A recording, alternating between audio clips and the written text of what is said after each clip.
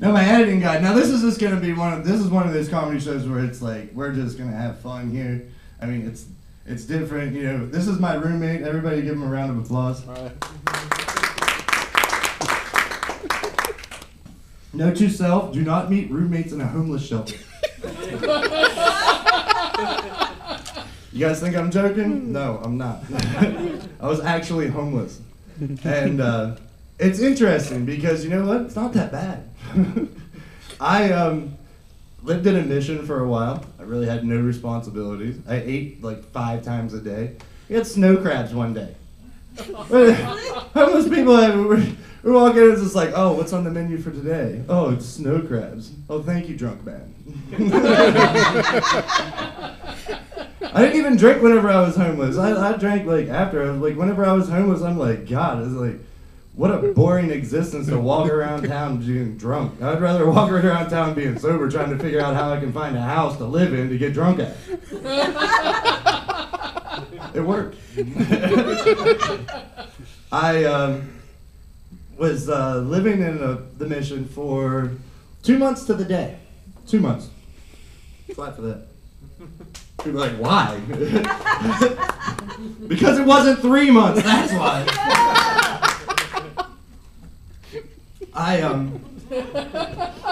had built up rapport there. Like, I built up good time. Like if you're in jail and like you get out early, like I would just like skip out every once in a while. I guess you could call me part-time homeless because like I would like had like an ex-girlfriend I would go meet up with. So about 5 days a week I was homeless. But it still makes you homeless because you always know that you're going to go back to being homeless. So if you go somewhere for a day or two, it doesn't help at all because you're just thinking, okay, this is nice. I'm sleeping in a bed. I don't have a drunk bum over here. Somebody's not telling me I'm going to hell over here. But I'll be back there really quick. I've worked a lot of jobs in my day. Clap. Got fired from a lot of them. Don't clap. Yeah, I was talking about earlier, like working for a water softener company, and I lied. I always wanted to work for a water softener company. I just didn't. They wouldn't hire me. They're like, you look like Raymond's brother. Who's gonna buy anything from you? Like a lot of people will buy stuff from me. CBS picked up Everybody Loves Raymond for 9 years. This is water softeners. You're going to be in their home. People can't tell that you have mild gigantism on television. I watched something on the Discovery Channel a while ago, and it was awful because it was about gigantism and people having gigantism. And I look at my ex at the time, I'm like, that makes me have mild gigantism. She's like, yeah, you ugly bastard. No, she was consoling. She picked me up whenever I was down. She was the wind beneath my wings. Then she found a different nest. Different little baby birds. That actually sounds like I'd be pissed about it, but I'm not. Because even though I was homeless, my life was better. No, I'm serious. Like, she ends up hooking up with this guy that she worked with, and he's a dick. I mean, she texts me and tells me and stuff. She's like, "He's such an asshole." I'm like, well, you're crying to the wrong person here. Because remember when we got along really well? And they're like, you always talked about yourself. I'm like, what about my dreams? I'm like, well, what did you want to do? I don't know. I was gonna jump on helping you out with it. I don't know real fast. Let's see if we can, get you a I don't know pamphlet. Maybe we can get you in some community college classes for I don't know. Yeah, that went over really well. But we were already broken up, so it really wasn't matter. I have one son. Clap for that. I would have two, but don't clap. No, I'm just joking. I did a show in New York a while ago, and it was one of those things where, you know, you can't actually talk to the comedians beforehand. The crowd gets filed in. I got like a nice, like, you know, suit on and everything, and I'm like, man, nobody here has even seen me yet. They know nothing about me. They haven't heard me talk to anybody. So I just walk in, I'm like, get up on the microphone, I'm like, hi! I'm like, no, I'm just kidding, I'm not gay. I met a gay comedian in Toronto whenever I was up there. You can clap or not, I don't care. I would clap for gay comedians, you know, like, meeting them. But the problem was I didn't know he was gay whenever I first met him. Like, I was like walking down the street and like, I didn't even know he did comedy at first. Like, walked down the street, literally bumped into this guy. And, you know, maybe I came across as gay as first. Because I'm like, hey, what's going on, guys? You know? I'm just like in drunk comedian mode. And they're like, hey, what's up? You know, like, where do you go to drink around here, man? I just got into town. It's just like, right down the street. I'm like, hey, let's go!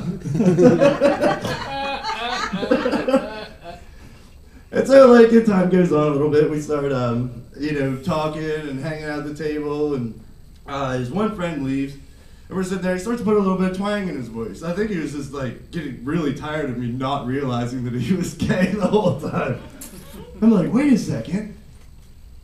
Are you gay? He's like, yeah, Brian, I am. I was like, well, you know I'm not. He's like, yeah, I figured that out a long time ago. So his straight dar was on point and my gay dar was way off.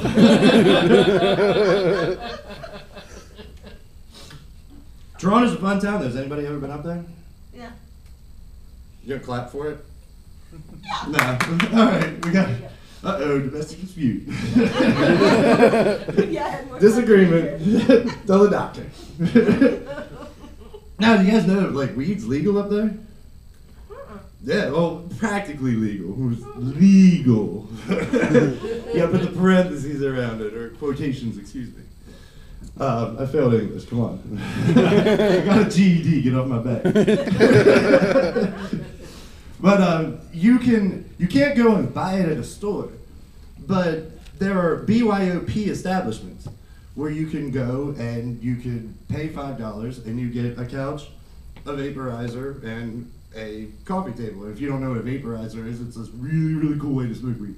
But anyway, it's really different there because like they don't care for Americans.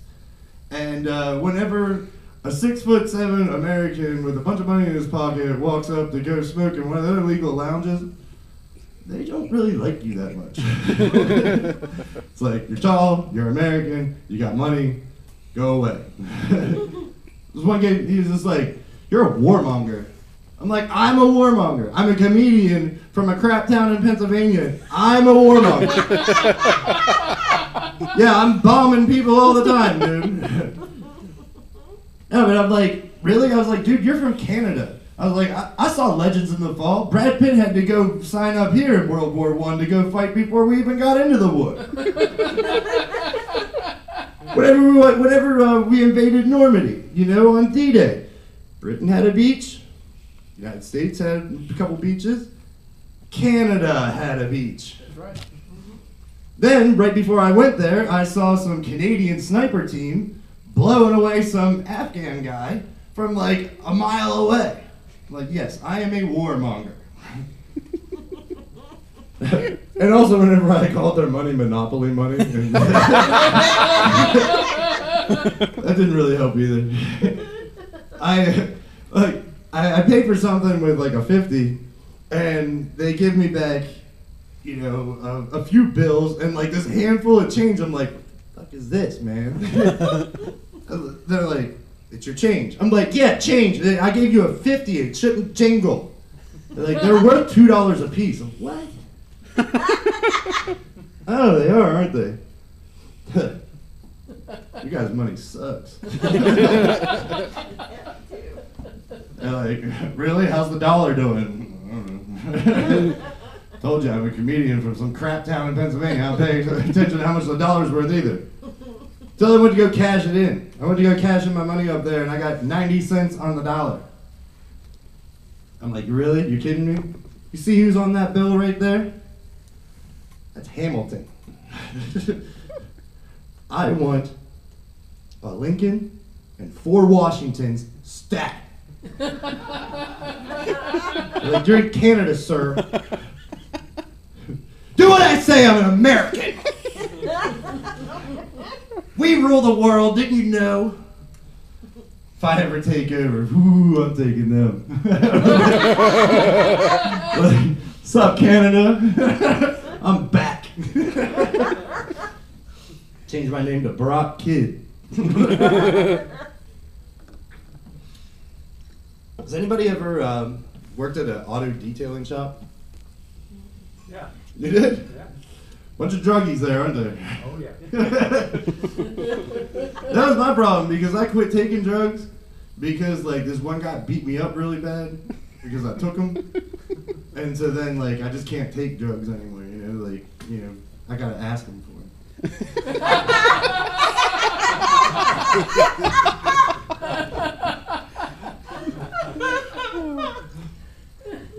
No, but working in an auto detail shop, you can, like, really get away with doing nothing. You can just show up to work, you know, do your little thing. Somebody's going to complain at you, you know, if it doesn't look perfect.